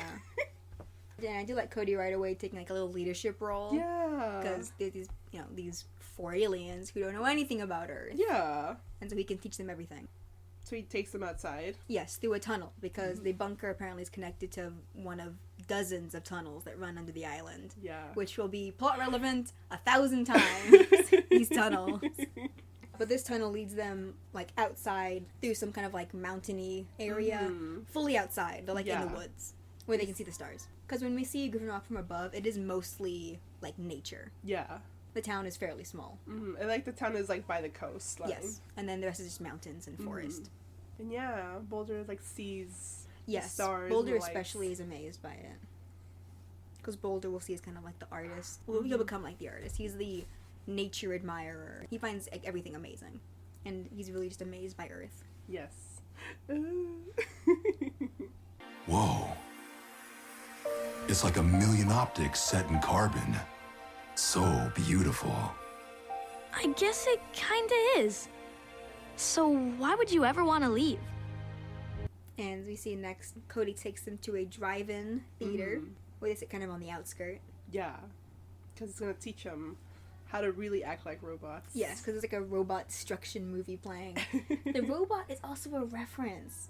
Ooh. Robbie the robot from, what movie is this? Forbidden Planet. It's a movie from the 1950s. Oh, wow. The designers on this show. All these crazy references. And Cody tries to teach the rescue bots, like, oh, this is how they're going to expect you to act. Yeah. Like a mindless robot. This is kind of how you act. Yeah. Kind of like Frankenstein. Yes, very stiff movements. Yeah. So he tries to, like, talk them through it. And they all do it, except for Heatwave. I think Cody looks at him, though. Yeah. And so he goes along. And he does it. I'm like, that he already has, like... He's endeared himself to them. Immediately. Yes, immediately. I mean, all I have to do is be nice to them. Yeah. Like, all Heatwave craves is, like, validation and, like, attention. And obviously Cody is someone they can also protect. So they all think they're also, like, immediately kind of protective of him, too. Yeah. And then they're all, doing a good job. Yeah. Blade starts doing the robot. The robot. And I love Cody's, I don't know where you learned that, but no. So funny. I love it. And Heatwave goes up to Cody. He goes on a knee, which he always does when he speaks to him. Again, speaking very frankly, but also very kindly to him. Yeah. Like, not like he talks to anybody else. No. Like, we will see the way him and Cade talk to each other. God. It's so funny. Yeah. But he's literally just telling Cody, like, I understand what you're doing. Yeah, trying to make us belong and, like, give us more reason to stay. He's like, but I don't understand how all of this is going to make, like, my writer respect me. Right along. Yeah, right along. Yes. And... like, it's not going to fix anything. Yeah. Like, me pretending to be more like a robot isn't going to help with Cade being a jackass. And this is where Cody has to be like, oh, well, like, the thing with Kate is you have to, like... Pretend. Let him think he's in charge. Yeah. Basically. Yeah, straight up the way he talks to Cody, it's like, it's the Gordon Ramsay Yeah. meme. It's like... you fucking donkey, to, like, everybody else, Kate specifically. And then, yeah, Cody's like, oh, my sweet child. My sweet child. So funny. Immediately. Or like, yeah, we'll see it more in next episode, but it's I have Cody for one day, and if anything happens to him, I'll kill everybody in this room, and then myself. Everyone on this island. Yes, it's very sweet. But we see that they're all interrupted by a big scary dinosaur roar. Horrifying. Because the robot T-Rex has just broken loose from the museum and is just running rampant through the streets.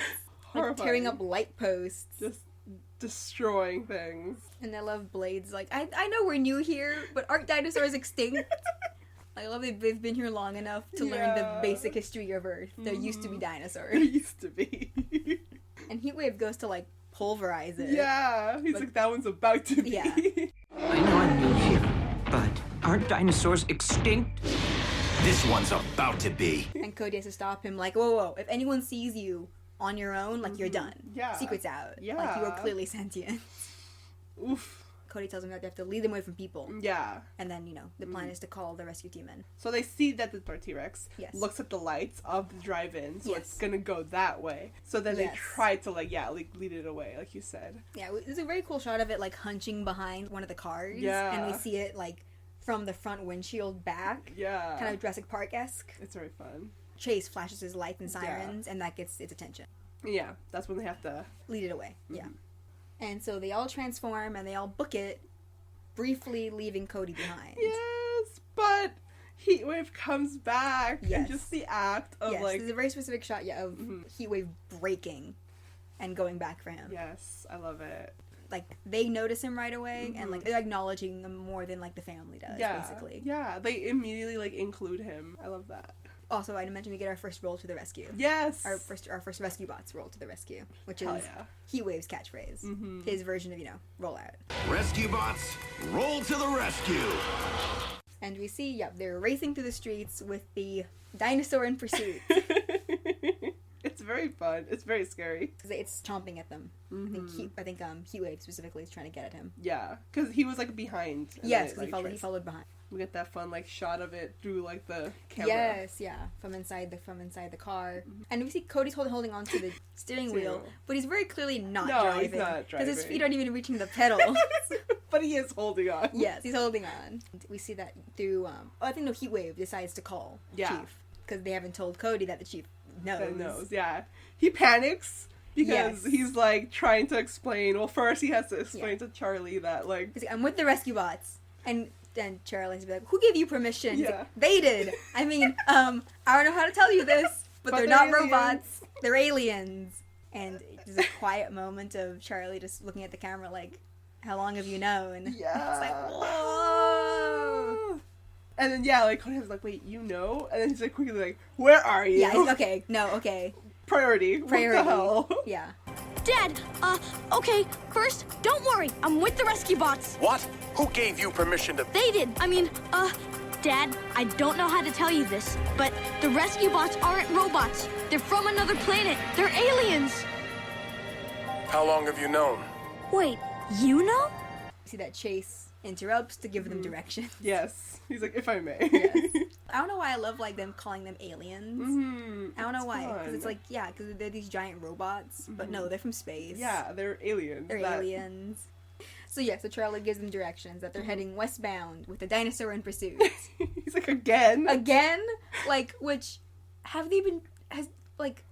guess just the dinosaur is the problem. Yeah, again. But, yeah. Dinosaur, again? We're done with that shit. And he's like, Cody, you aren't driving, are you? I love that bit. Cody, takes his hands off the wheel. No.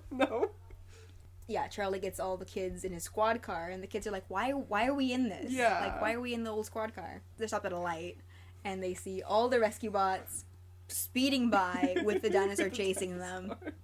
He's like, that's why. Yeah. I'll explain later. And we see, they get to some, like, kind of wooded area. they're kind of hidden from the T-Rex for a bit. Yeah, it's fun. We get these shots of it, like, going through, like, the trees. Yeah. It's like the glowing red Yeah, eyes. yeah, searching for them. And they pull up in the squad car. They all go up to their vehicles. And when Kate opens the Heatwave's door, he sees that Cody's in there. Yeah. And he's like, the fuck? Cody! He's like, you jacked my ride? Yes. And Cody tries to tell them that the T-Rex likes lights. Mm-hmm. And tries to give them, like, an idea of how to take care of it. Yeah. But Cade's like, no, don't care. Yeah! And he speeds off. Oh, yeah, and then, like, the dinosaur finds him again. Yes, yeah. Charlie runs up to Cody to, make sure he's okay. And so they're exposed when the T-Rex shows up. But quickly the rescue bots drive right up to it. And Boulder, with, like, the bulldozer attachment, the scoop thing, is, like, pushing on the T-Rex. Mm-hmm. And Graham comments that this vehicle almost seems to drive itself. Yeah. Like, well, Cody stays behind because child, but he puts him in the squad car. The squad car. And he drives off with Chase. Mm-hmm. We go to Danny struggling still with Blades. Yeah. Well, Blades is also struggling. And Cody tries to tell her, like, well, to tell them, right? Yeah, so, well, like, Danny complains, like, Cody, what did you do yeah. to our robots?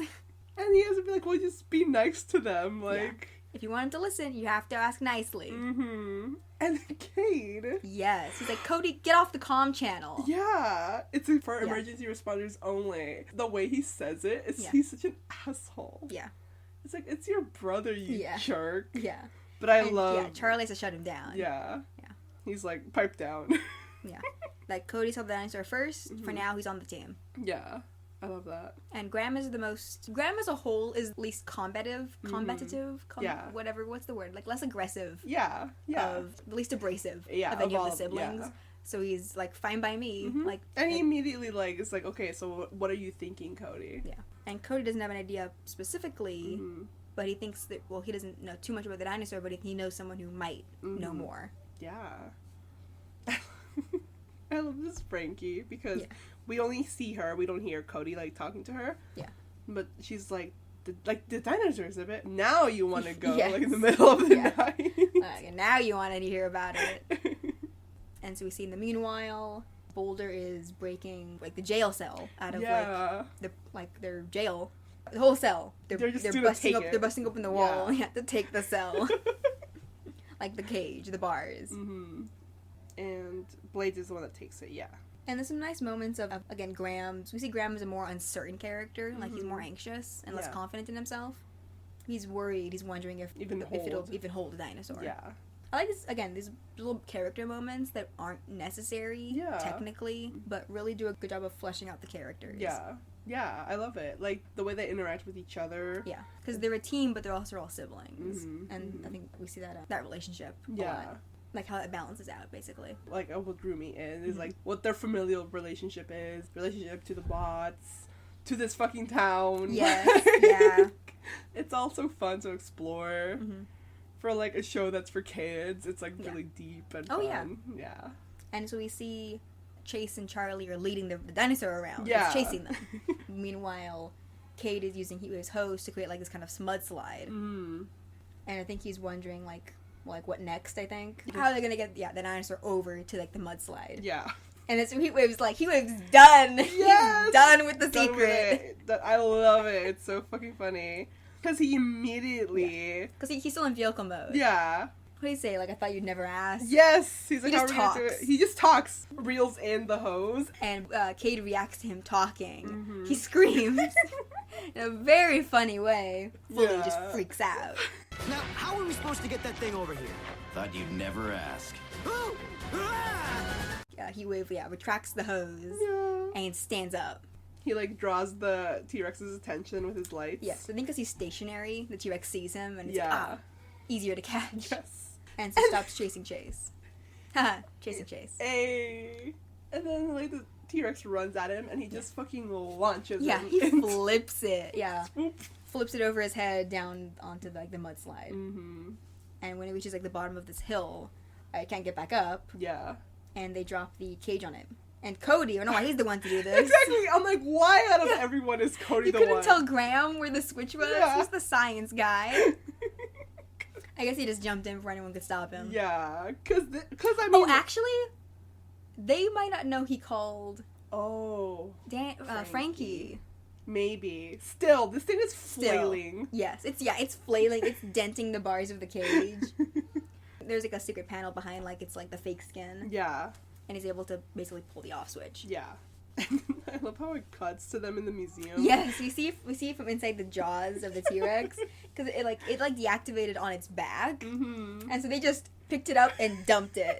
Right, same thing. And Charlie's taking a picture of it. Grab's like, do you think anyone will notice? Do you think anyone will notice? It's so funny. Like, I guess no one in town noticed the T-Rex. Yeah. And we see the rest of them all walking out of the museum. Job well done. And the rescue bots are all waiting outside. Yes. Oh. Charlie's with the camera dad. Yes, he wants a photo of his heroes. And instead of like a tripod, the like camera projects like some kind of like hard light thing to keep it suspended. I'm like, damn, I want that. I love like all the little high tech things. The little moments. Oh, because no, never mind. That's the next episode. Okay. The popcorn. Yeah. Oh yeah. So Charlie wants a photo of his heroes, and poor Cody. Yeah, he's like walking away resigned, already. Like is trying to like walks out of like out of the picture.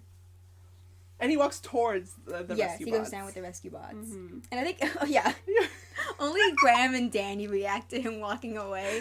Kate is still smiling, posing like photo ready. So funny. And yeah, so Cody goes to go stand with the rescue bots. Yeah. And Charlie's like, all my heroes. And so Danny and Graham go to stand with Cody. Yeah. But of course, Cade being a fucking asshole. Yeah. It's like, come on, Dad. Like, just because Cody helped in one mission doesn't mean he's like, on the team. Yeah. And Heatwave again. I guess Cade maybe just blocked it out. He's like, what the fuck? Maybe he assumed it was like a glitch again. He's like, I'm gonna pretend it didn't happen. It didn't happen. Heatwave, like, no debate. He walks up, the visor raises over his eyes, and he's like, Cody's on the team, or we're not. Yeah, like, blunt. Yeah. And everybody, like, reacts. I think Kate screams again. Everyone, Danny and Graham, back up like in fear because Heatwave kneels next to Cody again and like wraps his hand around him. Cody is now their liaison on this mission. Yes. I love it. Come on, Dad. Just because Cody answered one rescue call doesn't mean he's part of the team. Yes, it does. Oh! Or we're not. Oh! Cody is our liaison on this mission. He's the reason we're even giving this place a chance. Are we clear? And he gets right up in Cade's face. And this is where I think you really get the scale of him. Yeah. Because, they're huge. The scale sometimes is wonky. The implication is that the humans fit inside. Yes. I think like most Transformers things, the scale, the size things get wonky. Yeah. But considering Heatwave is a fire truck, which is big, Boulder's a bulldozer, which can be massive, and like Chase might be the same size as like Barricade, because of the same kind of car, and Barricade was like Bumblebee size, so like 15 feet tall. Yeah. And so Heatwave would have to be bigger, so maybe 20 feet tall. Yeah. So they're all big. Yeah. So it's fun whenever we get like direct scale like this. He was getting right in Cade's face. He's like, this guy is massive. This is a giant alien robot, like in Cade's face, like mildly threatening him. Yeah, no, straight up threatening him. I wrote in my notes, I'm like, the reveal, the ultimatum, those yelling that's happening. Yes, because the kids aren't like really processing what's going on. Because Cade is like, did that thing just talk back to me?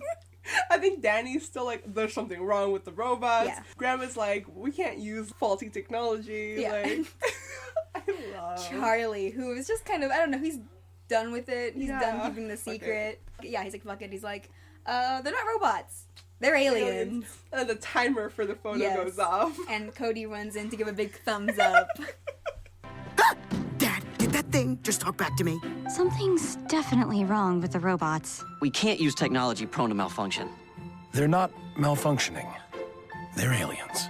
What? So we have just shock. I think Graham's about to pass out. Yeah. Like, it's so funny. It's so funny. Like, an incredible way for him to reveal it. And also Charlie just smiling at the camera, too. Like, yep, just blew my kids' minds. Yeah. It's so good. It's all good. It's the casual way he just tells them. He's like, I could sit them down. Yeah. Explain it all slowly. Nope. Or continue the lie. Nope. Aliens.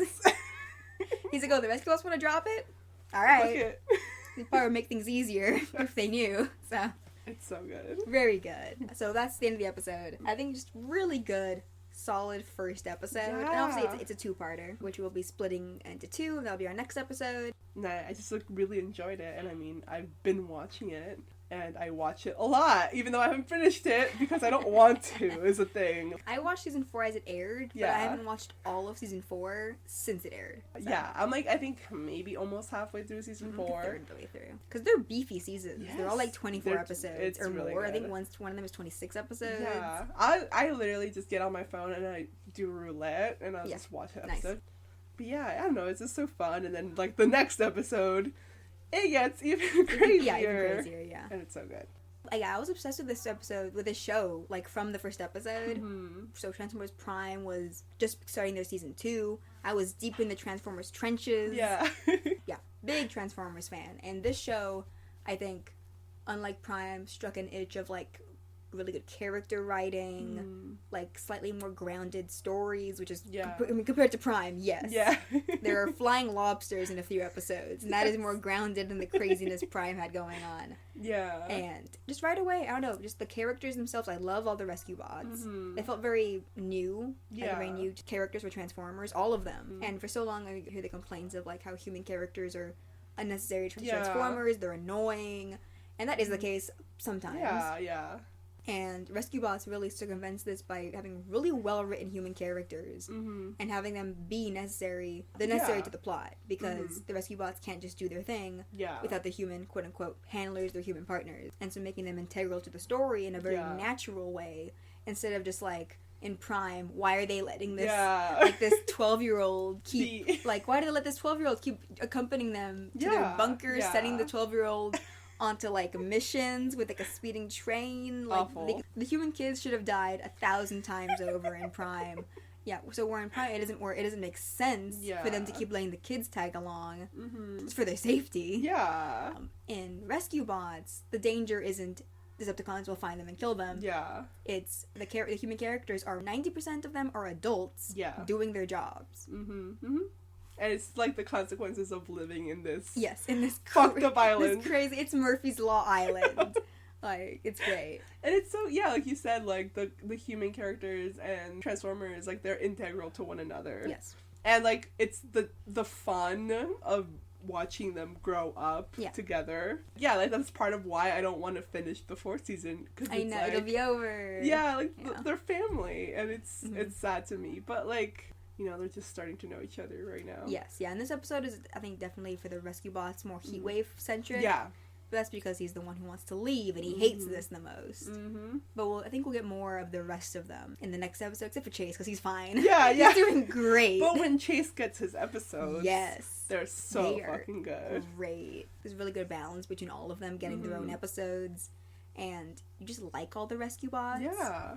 Or again, like Prime, I was like, yeah, the rest. Ratchet, though. Ratchet and Optimus were, like, my number ones. And this, they're all great. They're all equally balanced character-wise. Yeah. So, like, really just perfect for this episode. Yeah.